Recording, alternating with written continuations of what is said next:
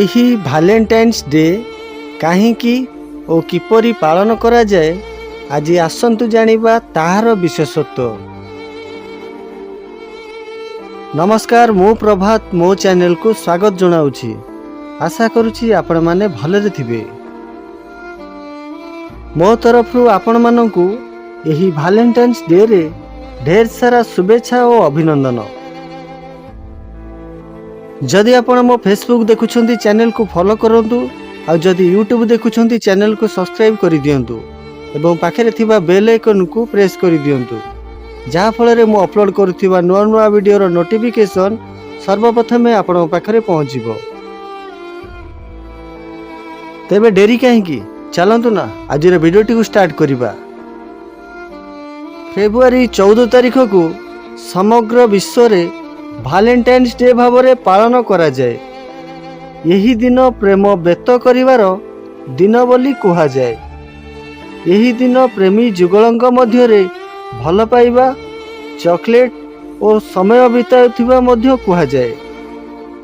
ଏହି ଦିନ ପ୍ରେମୀ ଯୁଗଳକମାନେ ତାଙ୍କ ପ୍ରେମକୁ ରଙ୍ଗୀନ କରିଥାନ୍ତି।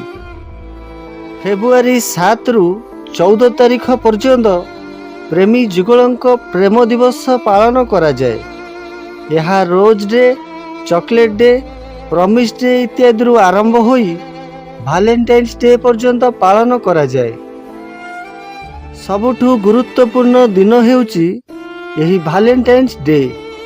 ଏହି ଭାଲେଣ୍ଟାଇନ୍ସ ଡେ ଜଣେ ସାଧୁଙ୍କ ନାମରେ ନାମିତ କରାଯାଇଛି। ସେ ହେଉଛନ୍ତି ସେଣ୍ଟ ଭାଲେଣ୍ଟାଇନ୍ସ। ସେ ଜଣେ ପୁରୋହିତ ଥିଲେ। 270 ଖ୍ରୀଷ୍ଟାବ୍ଦ ପୂର୍ବରୁ ସେ ଜଣେ ଖ୍ରୀଷ୍ଟିଆନ ପ୍ରେମୀ ଯୁଗଳଙ୍କୁ ବିବାହ କରାଇଥିଲେ। ସେଥିପାଇଁ ତାଙ୍କୁ ସମ୍ରାଟ ହତ୍ୟା କରିଥିଲେ। ଯେହେତୁ ସେ ପ୍ରେମୀ ଯୁଗଳଙ୍କୁ ବିବାହ ପାଇଁ ସାହାଯ୍ୟ କରୁଥିଲେ, ସମ୍ରାଟ ତାଙ୍କୁ ବିରୋଧ କରୁଥିଲେ। ସେଣ୍ଟ ଭାଲେଣ୍ଟାଇନ୍ସ କହୁଥିଲେ, ସମ୍ରାଟ ପରିବାରରେ କେହି ବିବାହ କରନ୍ତୁ ନାହିଁ।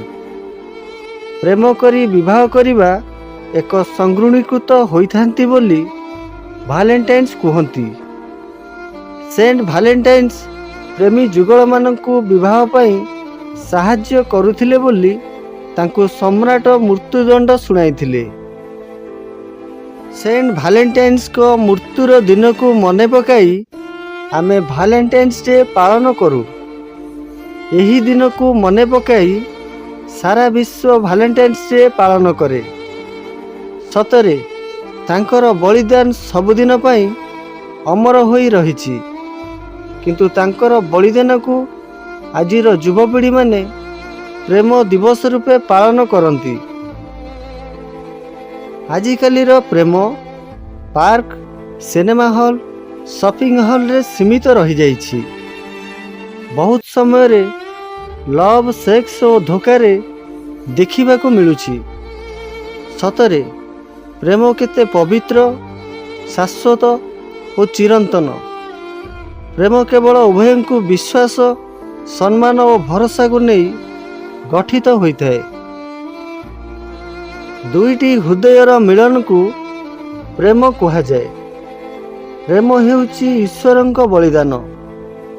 ତେଣୁ ଆଜିର ଏ ଯୁବ ସମାଜକୁ ଏହା ଏକ ସୁନ୍ଦର ବାର୍ତ୍ତା। ସମସ୍ତଙ୍କୁ କହିବି, ପ୍ରେମର ପବିତ୍ରତା ଓ ମର୍ଯ୍ୟାଦାକୁ ବଜାୟ ରଖନ୍ତୁ।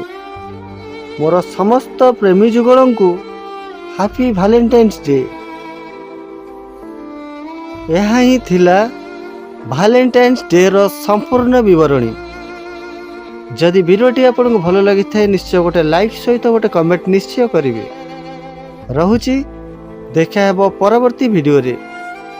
ସବୁ ପ୍ରେମୀ ଯୁଗଳମାନଙ୍କୁ ହାପି ଭାଲେଣ୍ଟାଇନ୍ସ ଡେ।